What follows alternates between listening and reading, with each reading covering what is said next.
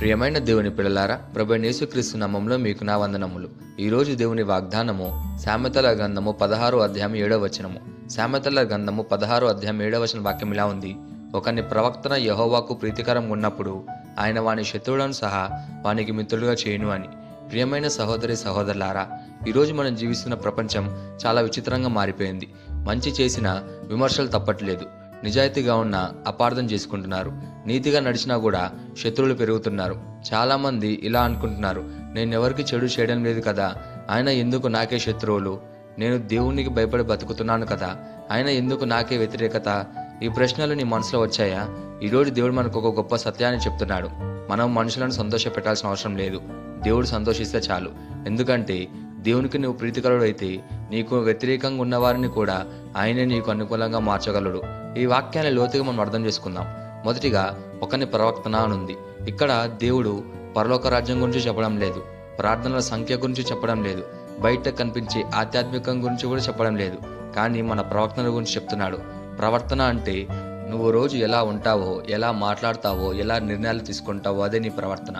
సంఘంలో మాత్రమే కాదు, ఇంట్లో, ఆఫీసుల్లో ఒంటరిగా ఉన్నప్పుడు కూడా నీ ప్రవర్తనను దేవుడు చూస్తుంటాడు. మనుషులకు నువ్వు కనపడకపోవచ్చు, కానీ నీ జీవితం దేవునికి కనిపిస్తుంది. రెండోదిగా యెహోవాకు ప్రీతికరంగా ఉన్నప్పుడు అని ఉంది. మనుషులకు నువ్వు నచ్చకపోవచ్చు, పర్లేదు, కానీ దేవునికి నువ్వు నచ్చాలి. దేవునికి ప్రీతికరమైన జీవితం అంటే నిజాయితీ, వినయం, క్షమించే హృదయం, పాపాన్ని ద్వేషించడం, దేవునికి భయంతో నడవడం. ఎందుకంటే మనుషుల అభిప్రాయం మారుతుంది, కానీ దేవుని అభిప్రాయం మారదు. మూడోదిగా ఆయన వాని శత్రువులను సహా వానికి మిత్రులుగా చేయనుంది. ఇది చాలా గొప్ప వాగ్దానం.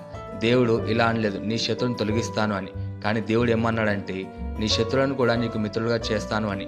అంటే నీకు వ్యతిరేకంగా మాట్లాడిన వారు నిశ్శబ్దం అవుతారు, నీకు నష్టం చేయాలని చూసిన వారు మారిపోతారు, నీ మీద ద్వేషంతో ఉన్నవారు కూడా ఆశ్చర్యపోతారు.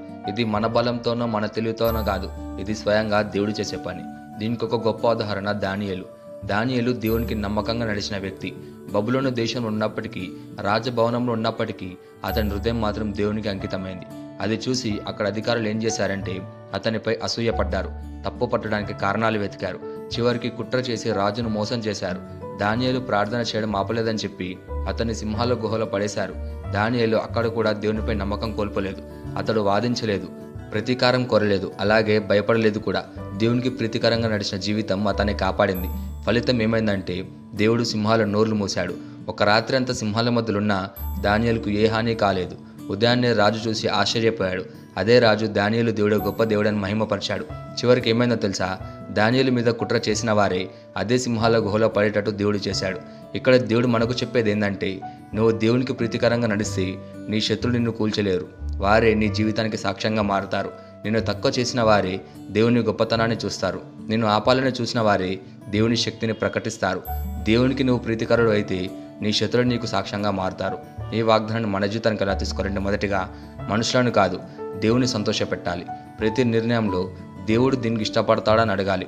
రెండోదిగా ప్రతీకారం విడిచిపెట్టాలి. శత్రువులను దేవుడు చూసుకుంటాడు, నువ్వు నీ ప్రవక్తను మాత్రం కాపాడుకో. మూడోదిగా స్థిరమైన జీవితం గడపాలి. సమస్యలు వచ్చినా, అవమానాలు వచ్చినా నీ నడక మారకూడదు. నాలుగోదిగా దేవుని మీద నమ్మకం ఉంచాలి.